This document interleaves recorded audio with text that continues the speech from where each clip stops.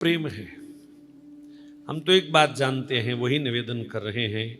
प्रेम होगा तो पाठ अपने आप हो जाएगा, प्रेम होगा तो पूजा अपने आप होगी, प्रेम होगा तो तीर्थ व्रत नियम अपने आप निभेगा, प्रेम होगा भगवान की कथा अपने आप अच्छी लगेगी, भगवान का नाम अपने आप अच्छा लगेगा। और बिन प्रेम के भले ही तुम घंटों माला चलाते रहो, वो कोई विशेष लाभ देने वाला नहीं है। आदत अच्छी है, माला पकड़ के रखना, माला का अभ्यास करते रहना, लेकिन अगर प्रेम के बिना माला चल रही है तो समय बहुत अधिक लगेगा, कई जन्म लग जाएंगे। प्रेम से भजा हुआ एक मन का भी मन की तार को भगवान से बांध देता है, और बिना प्रेम के 100 माला भी शायद उतना प्रभाव नहीं दिखा सकती। इसलिए भगवान ही हमारे हैं, भगवान ही हमारे हितैषी हैं, भगवान ही हम सबके लिए परम हितकर हैं, भगवान ही सगे संबंधी हैं, भगवान ही हमारे सच्चे सखा हैं, मित्र हैं, बंधु हैं, बांधव हैं, पति हैं। उनके जैसा कोई नहीं, कोई नहीं, कोई नहीं। ऐसी अवधारणा लेकर के खूब भगवान से प्रेम करना सीखें, यही इस कथा का उद्देश्य है। आज व्यास भगवान दूसरे दिन की कथा में पुनः मंगलाचरण कर रहे हैं। कल उन्होंने मंगलाचरण में भगवान राधा कृष्ण का स्मरण किया, पर आज के मंगलाचरण में व्यास जी ने भगवान के किसी नाम अथवा रूप का वर्णन नहीं किया, किसी अवतार का नाम नहीं लिया।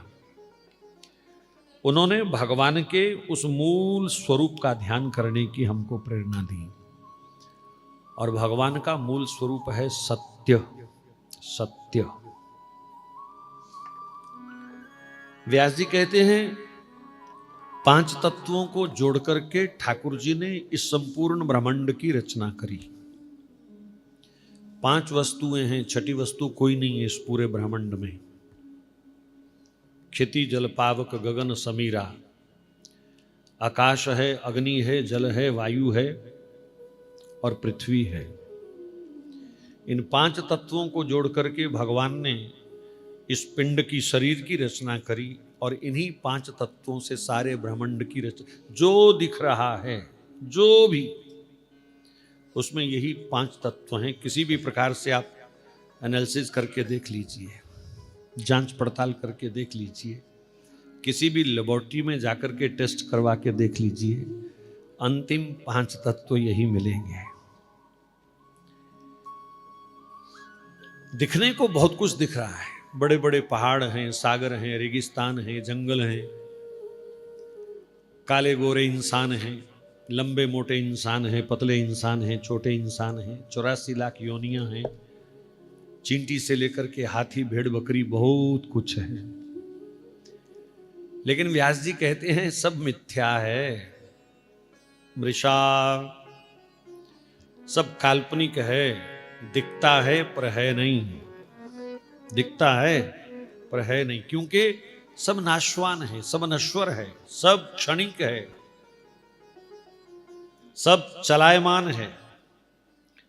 संसार शब्द का मैं अगर अर्थ करूं तो संसरति इति संसारः, प्रति क्षण जो सरक रहा है, गिर रहा है, नष्ट हो रहा है, उसे संसार कहते हैं।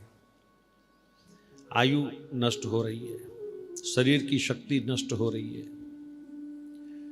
प्रातःकाल सूर्य उदय होता है, फिर धीरे धीरे अस्तांचल की ओर चला जाता है। हमारे जीवन में जो कुछ है धीरे धीरे सब सरक रहा है, संसरति ही, किसी को संसार कहते हैं। भगवान ने ये कैसा नाटक किया, इतना कुछ दिख रहा है पर सब काल्पनिक, मिथ्या, क्षणभंगुर। व्यास जी से पूछा गया, महाराज ऐसा तो मत कहो, कुछ तो सत्य होगा इस संसार में, कुछ तो असलियत होगी संसार की। व्यास जी ने कहा एक असलियत है, एक सत्य है। भले ही ये संसार नश्वर है, पर इस नश्वर संसार के प्रत्येक कण में, प्रत्येक जन में ठाकुर जी सम्राट बन करके बैठे हैं, मालिक बन करके बैठे हैं। एक भी कण ऐसा नहीं है सृष्टि में जिसमें गोविंद का वास नहीं है। बस यही दृष्टिकोण है जो हमें भगवान से जोड़ता है। हमें कभी कभी मंदिर में भगवान दिख जाते हैं, तीर्थ में भगवान दिख जाते हैं, पर मंदिर से बाहर आने पर वो भगवान कहां चले जाते हैं। वृंदावन से दिल्ली पहुंचते पहुंचते वो ठाकुर जी कहां चले जाते हैं। यही सबसे बड़ी चूक है, यही सबसे बड़ी भूल है। व्यास जी कहते हैं जगत के प्रत्येक कण में ठाकुर जी हैं। इसलिए दृष्टि का ऐसा अभ्यास हो, अपने भीतर की सोच का ऐसा विकास हो, हमारा दृष्टिकोण ऐसा हो, देखने का एंगल हमारा ऐसा हो कि सर्वत्र हमको भगवान का दर्शन हो जाए। जैसे मीरा जी को उस काले नाग में श्याम सुंदर का दर्शन हो गया, जैसे मीरा जी को उस कालकुट विष में चरणामृत का दर्शन हो गया, जैसे रत्नावली को उसको मारने के लिए जो उसके ऊपर सिंह छोड़ा गया, आमेर की रानी रत्नावली, पति ने संदेह किया और उसे मारने के लिए शेर छोड़ दिया पिंजरे से, और सिंह को देखते ही आज मेरे नरसिंह भगवान मुझे दर्शन देने आए हैं। दृष्टिकोण उसका, और वो खूंखार हिंसक जीव साक्षात नरसिंह बन करके और उनको हृदय से लगा लेता है। यह है दृष्टिकोण का लाभ। जब दृष्टि में है ही भगवान तो कौन शत्रु, कौन बेगाना, कौन पराया।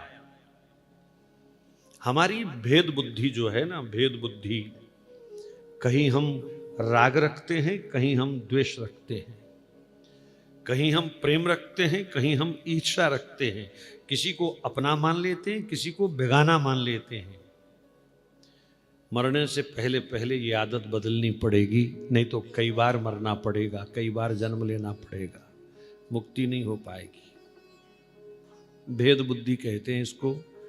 और भेद बुद्धि को तोड़ सकता है अगर कोई, तो केवल सदगुरु का, संत का अनुग्रह, शास्त्र की कृपा, ये सत्संग ही उस भेद बुद्धि का नाश कर सकता है।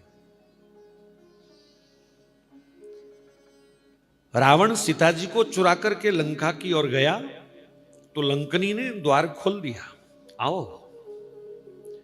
और उसी द्वार पर जब हनुमान जी महाराज आए तो कहती है, मोर आहार यहां लगी चोरा। मैं यहां बैठी चोरों को ही तो खाने के लिए बैठी हूं। अरे चोर! हनुमान जी ने कहा, वो इतना बड़ा रावण मेरी मां को उठा करके चोरी करके लाया, उसको तो तुमने चोर नहीं कहा। और मैं तो कोई चोरी करने नहीं आया, मैं तो अपनी मां का दर्शन करने आया हूं, और तू मुझे चोर कह रही है। ये तेरी भेद बुद्धि है, इसको कहते हैं भेद बुद्धि।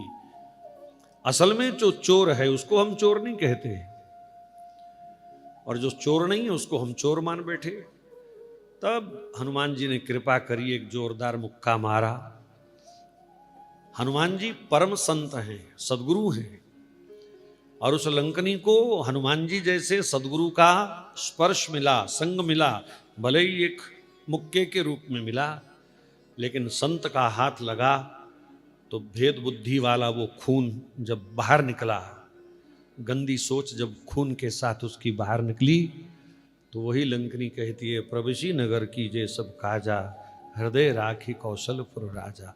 भेद बुद्धि का नाश सदगुरु ही करता है। इसलिए सत्संग के निकट रहिए, सदविचारों के निकट रहिए, तभी इस भेद बुद्धि का नाश होगा। सारा लफड़ा, सारे उत्पात, सारे क्लेश इस भेद बुद्धि के कारण हैं।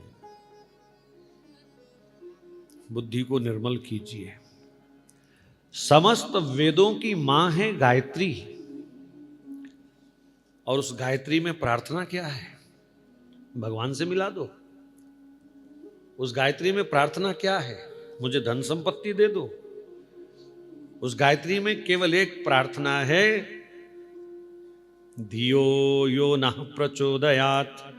हे प्रभु, मेरी बुद्धि को प्रकाशित करो। मेरी बुद्धि के अंदर जो भेद है, जो मेरी बुद्धि उत्पात मचाती है, राग द्वेष में फंसी है, अपने पराये में फंसी है, ईर्षा द्वेष में फंसी है, इस दलदल से मेरी बुद्धि को निकालो प्रभु। मुझे सत्य का, प्रकाश का दर्शन कराओ। ये सारे वेदों की वाणी का सार है। धियो यो नः प्रचोदयात्। बुद्धि सबके पास है, लेकिन कमी है निर्मल बुद्धि की, निर्मल मति की। जिस बुद्धि से विवेक पैदा होता है, जिस विवेक से हम सकल जगत को अपने ठाकुर जी का स्वरूप मान करके व्यवहार करते हैं, तब सब संताप, सब क्लेश अपने आप समाप्त हो जाते हैं।